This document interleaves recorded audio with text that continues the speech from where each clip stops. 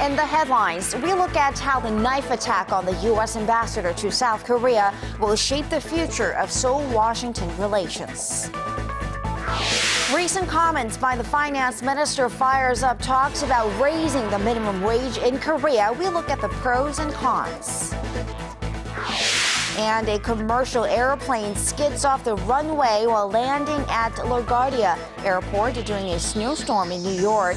Harsh weather conditions batter parts of the U.S., forcing thousands of flights to be canceled on the East Coast. Hello and welcome to ARIRANG News. Happy Friday. Live from Seoul, I am Kang Chery. Prosecutors are seeking an arrest warrant for the man who attacked a U.S. ambassador to South Korea, Mark Lippert. The assailant will likely face several charges, including attempted murder. Our Connie Kim reports. Prosecutors are seeking an arrest warrant to charge a man who carried out a bloody knife attack on U.S. ambassador to South Korea, Mark Lippert, with attempted murder, business obstruction, and violence against the foreign envoy. The prosecution said the attack was intentional, considering that the 55-year-old was equipped with the 10-inch knife he used in the incident. He had reportedly been planning the attack for 10 days. A special investigative team will look into the motives behind the assault and whether the attacker was working with an accomplice. It's focusing on Kim's pro-North Korea activities and could charge him with violating the national security law that bars sympathizing with North Korea if enough evidence is found. Kim traveled to North Korea 7 times from 1999 to 2007. He also attempted to set up a memorial in Seoul to the late North Korean leader Kim Jong-il upon his death in 2011. Another possible motive for the attack, as he was being arrested, Kim voiced his opposition to ongoing military exercises between Korea and the U.S. and demanded they come to a halt. The attack on the U.S. ambassador was the first of its kind in Korea. High-level officials from the government, ruling party, and the presidential office of Cheongwade have agreed to share information with Washington in line with their bilateral ties. Lippert is at a local hospital recovering from surgery he received after the attack to repair his face and hand injuries, and doctors say he can be discharged as early as next week. Connie Kim, ARIRANG News. Now, the alarming knife attack on U.S. Ambassador Lippert yesterday shook the country without a doubt and also sparked concerns about whether it will affect Seoul's relations with Washington. But the general view that we're getting from analysts is that the U.S.-Korea alliance will remain intact. Our Hwang Sung-hee reports. South Korea and the United States have enjoyed an alliance that gets stronger by the day. And then this happened, a brutal knife attack on the U.S. ambassador to South Korea, Mark Lippert, by a South Korean man at an event in central Seoul. But experts are not worried about the incident affecting the alliance. But if you think about it, the national interests do not change. That national interest stretches from trade, tourism to military cooperation, with a focus on countering North Korean threats. The suspect in Thursday's attack shouted his opposition to the joint South Korea-U.S. military drills.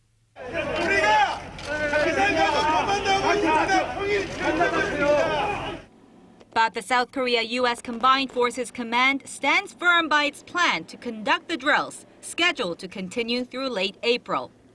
North Korea's hasty response to the attack, calling it a deserved punishment, and the knife of justice for the joint exercises, may also bolster Seoul and Washington's commitment in dealing with Pyongyang's human rights abuses and nuclear program. This will push them even further to support more punitive actions and aggressive actions.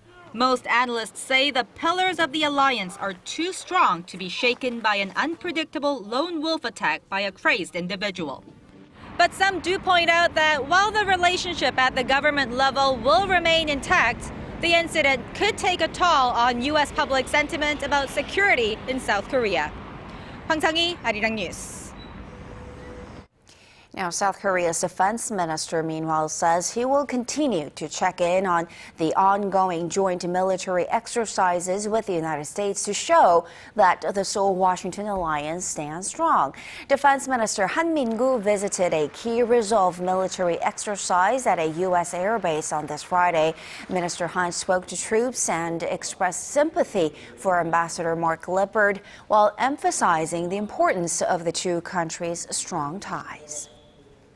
President Park Geun-hye spent her final day in Abu Dhabi meeting with Korean troops, including those aboard the Cheonghae unit's Daeju-hyang destroyer. The presidential office has placed significance on the fact that it's the first time that Korea's top commander has visited a military vessel deployed overseas. Our Choi Yoo-sun files this report from Abu Dhabi. Wearing a khaki-colored navy jumper, President Park Geun-hye spent her final day in the UAE visiting Korean military personnel dispatched to the region. The Cheonghae anti-piracy unit has been patrolling the Gulf of Aden since 2009, while the Abu Dhabi-based ARC military unit has been providing UAE troops anti-terrorism and other types of training for the past 4 years. From a senior chief petty officer who participated in Korea's successful rescue mission against Somali pirates in 2011 to an officer dispatched to the region for the 4th time, the president praised the troops for their hard work and making Korea proud. 사랑하는 가족과 또 고향을 떠나서 높은 파도와 또 뜨거운 태양을 이겨내면서 나라와 국민을 위해 땀과 열정을 바치고 있는데 그런 여러분의 노고에 진심으로 큰 박수를 보냅니다. President Park also met some 30 Korean medical personnel dispatched to 4 hospitals in the UAE as part of bilateral collaboration in the field. While highlighting Korea's internationally recognized medical and healthcare system, the president listened to their views on how the Korean medical community can gain successful footing overseas. President Park now heads to Qatar, the final destination on her Middle East tour. There she plans to seek support for Korean participation in Doha's infrastructure preparations for the 2022 Qatar World Cup. Choi Yoo-sun, ARIRANG News, Abu Dhabi. Korea will begin drilling for oil in the United Arab Emirates in collaboration with a consortium that includes GS Energy. The Korea National Oil Corporation said Friday that it's aiming to extract up to 5,000 barrels of crude oil per day starting in 2017, eventually expanding that to 40,000 by 2019. The state-run oil company formed the consortium with GS Energy 3 years ago to develop 3 oil fields in partnership with the United Arab Emirates, a state-owned Abu Dhabi National Oil Company. President Park Geun-hye, who is traveling in the Middle East, as you just saw, has named an independent inspector to keep an eye out for illicit actions by the president's family members and high-ranking government officials. Lee Seok-soo, a former prosecutor, was elected from a poll of 3 candidates recommended by the National Assembly. Announcing the nomination, the presidential office cited Lee's investigative expertise from his 22-year career. This is part of the president's election campaign a couple of years ago. The nominee will need to gain legislative approval to win appointment.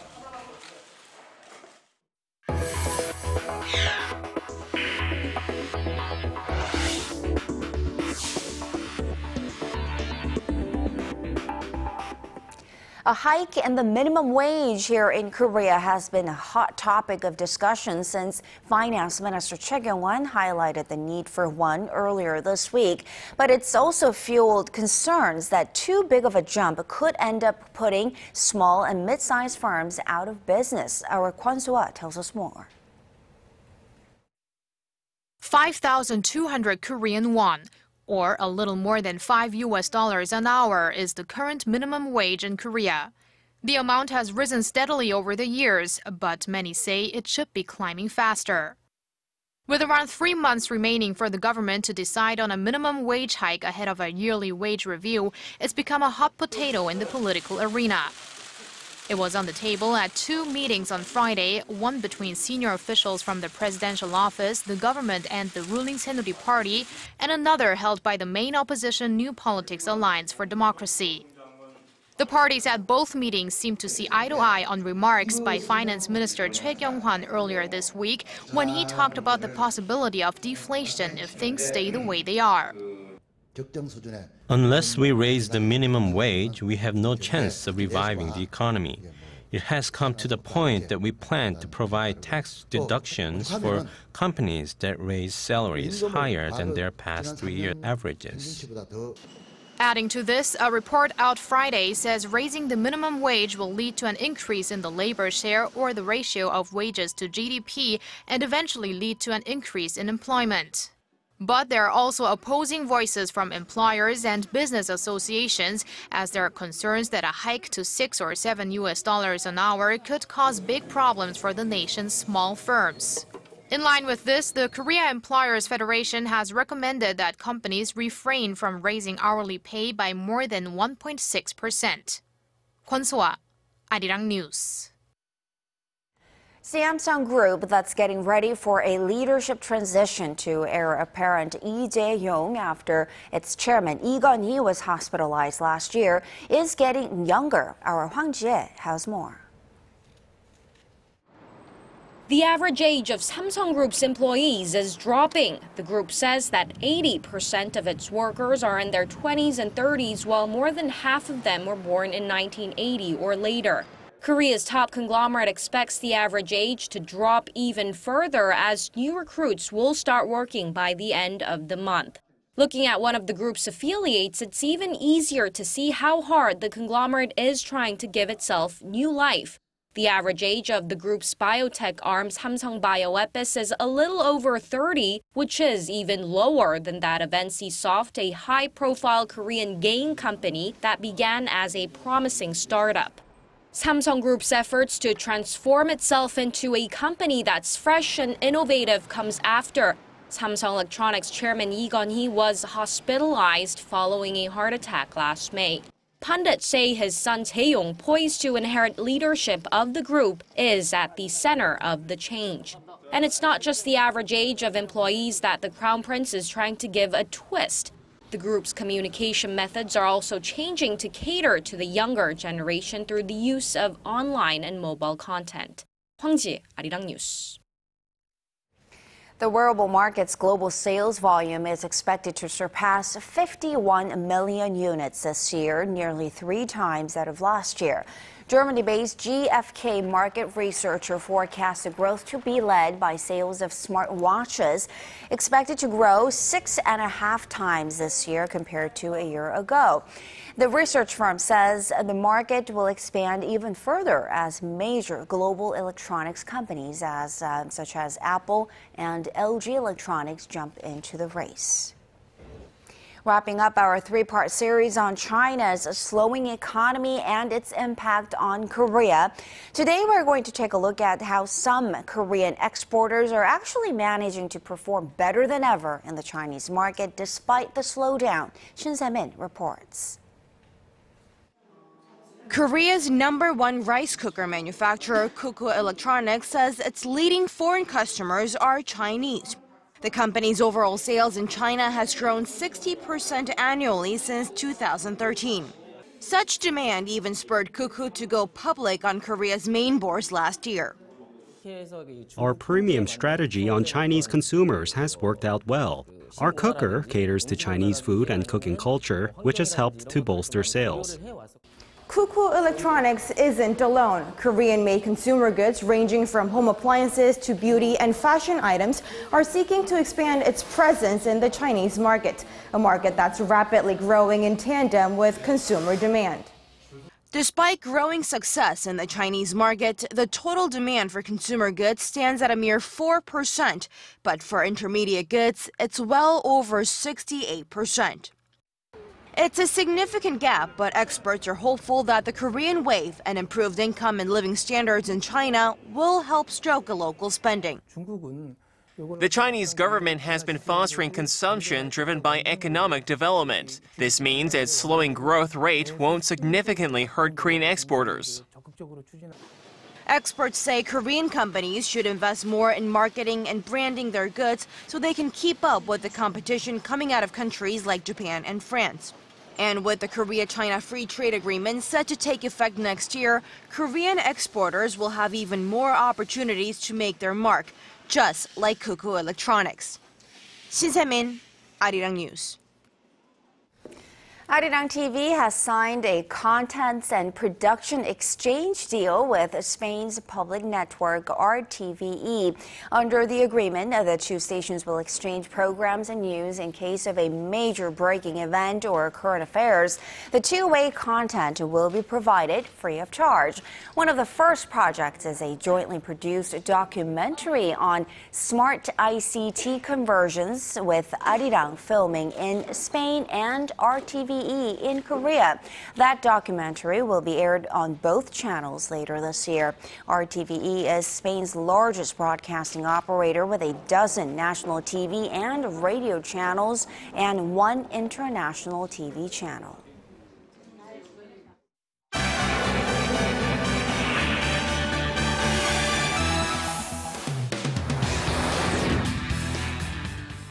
A massive snowstorm is continuing to batter parts of the United States, forcing thousands of flights to be canceled on the East Coast. Paul Lee is joining us to tell us more. Paul, this latest cold snap is wreaking havoc across state lines, with transportation by land and air grinding to a halt.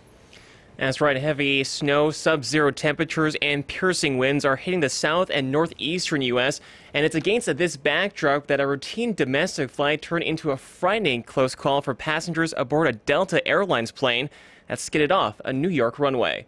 Our Park Ji-won has the details. Delta Flight 1068 from Atlanta to New York's LaGuardia Airport skidded and veered off the runway as the plane was trying to land amid a snowstorm at about 11 a.m. Thursday local time. The plane went up an embankment and plowed through a fence, the only thing keeping from hitting the icy waters of Flushing Bay. The aircraft was carrying 127 passengers and 5 crew members. Happily, there are only minor injuries that have been reported. Everyone on board the domestic flight was safely evacuated, and at least 2 of the 24 people injured were taken to a local hospital. It wasn't really that bad, but it was pretty scary, and I'm just thankful that we didn't go into the water. The airport was shut down temporarily following the accident. The U.S. National Transportation Safety Board has begun investigating the cause of the accident. This accident happened amid a fierce snowstorm that affected New England through northeastern Texas. The monster snowstorm paralyzed the region, affecting some 94 million people, with more than 4,500 flights canceled on Thursday. Schools were closed, as were government offices and transportation services in some states. Park Ji-won, ARIRANG News. And just to follow up on this story, the U.S. National Weather Service has issued winter storm warnings from the mid-Atlantic states to even southern New England and the lower Mississippi Valley. Officials say a polar vortex is sending freezing Arctic air to 2/3 of the eastern U.S., pushing temperatures to their lowest in 20 years. In Washington, the record-breaking conditions managed to close federal offices and shut down Congress. And let's stay in the United States, Paula. One of Hollywood's most revered actors, can I say, Harrison Ford, was injured in a plane crash in Los Angeles. He was the sole pilot of the now wrecked aircraft. What's his current condition? Well, a statement released by Ford's publicist said he was still receiving treatment in hospital, but reassured that his injuries were not life-threatening, while doctors expect him to make a full recovery. Authorities said that the incident occurred Thursday afternoon as Ford was flying a World War II vintage plane. Shortly after taking off from Santa Monica Airport, he radioed in to air traffic control of a complete engine failure. He was then forced to make an emergency landing on an active golf course, which he was able to walk away from. A full investigation is underway to determine the cause of the accident. Our process is kind of a slow process, and I'm sure that there's going to be some questions about what caused this and what's that and if we've solved it. At this point in time, It is the very beginning of an investigation. It takes us a long time because we want to get it right. The 72-year-old veteran actor, best known for his roles as Indiana Jones and Han Solo from Star Wars, is an experienced pilot. This also isn't his first aviation crash. In 1999, Ford and a flight instructor went down in a helicopter north of Los Angeles. And shifting to Europe now, some hard news there. Details of a meeting between leading representatives from Iran and Western world powers over Tehran's nuclear program are emerging from Switzerland. And Paul, has there been any progress on reaching a final deal? Well, according to Wang Chun, a director from the Chinese Foreign Ministry, there has been some concrete progress on that front, but he stressed that there were still unresolved issues ahead of a fast approaching deadline. Delegations from Iran and the P5+1 countries, namely the U.S., China, Russia, France, Britain, plus Germany, gathered in the Swiss town of Montreux on Thursday. The group has been trying to finalize a comprehensive deal to prevent Iran from developing nuclear weapons in exchange for the lifting of sanctions. Chinese leaders attach great importance to the Iranian nuclear issue. Chinese Foreign Minister Wang Yi has presented himself at every negotiation stage. China will make great efforts and contribute to the negotiations as always. It is normal that differences exist during these talks. The important thing is that both the United States and Iran have showed a strong political will.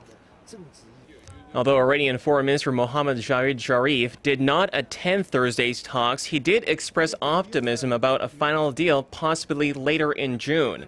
The next round of high-level nuclear talks is scheduled to be held on March 15th. And finally, Paul, the European Central Bank is poised to start its long-awaited stimulus program on Monday. It's estimated to be worth over $1 trillion for the Eurozone economy. And ahead of this launch, the head of the European Central Bank said consumers and businesses were optimistic over the move. That's right. ECB President Mario Draghi expressed confidence in an improving economy for Europe as the central bank upgraded its growth outlook by ½ percentage point to 1.5% this year. Speaking in Cyprus on Thursday, Draghi announced the so-called quantitative easing program will purchase 60 billion euros per month through September of next year, or until inflation reaches closer to its target of 2%. The ECB's action is going to go the full 18 months that they laid out, and is probably likely to continue after that, because the situation is this huge amount of slack in the economy exists, and it's going to take a while for both the policy action and the market movements you've already seen to use that up. In response, European and U.S. bonds closed higher in Thursday's trading. The euro fell to an 11.5-year low against the greenback before selling slightly higher above $1.10. Meanwhile, Germany's main stock market hit an all-time high of over 11,500 points. Chery?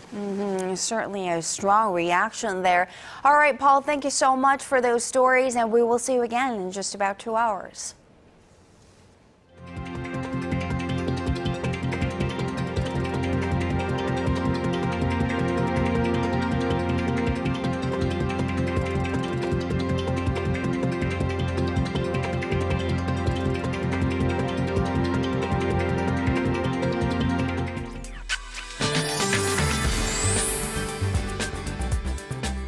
Hello and happy Friday. I'm Kim Bo-kyung with your weather forecast.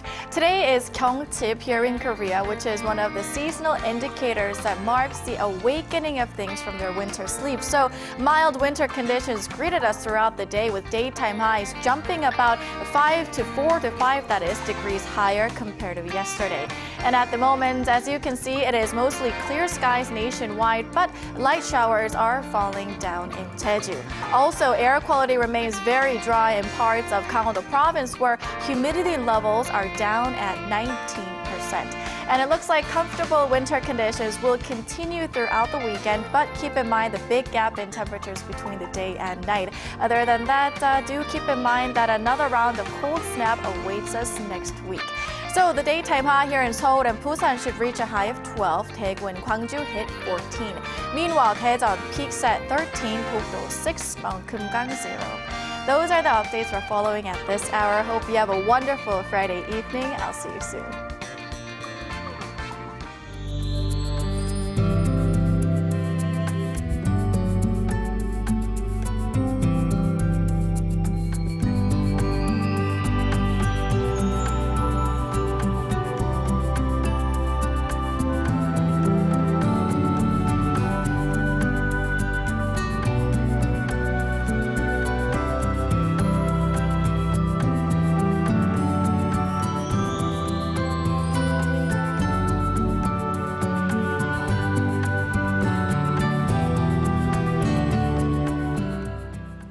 And that will do it for this edition of ARIRANG News. Thanks for watching.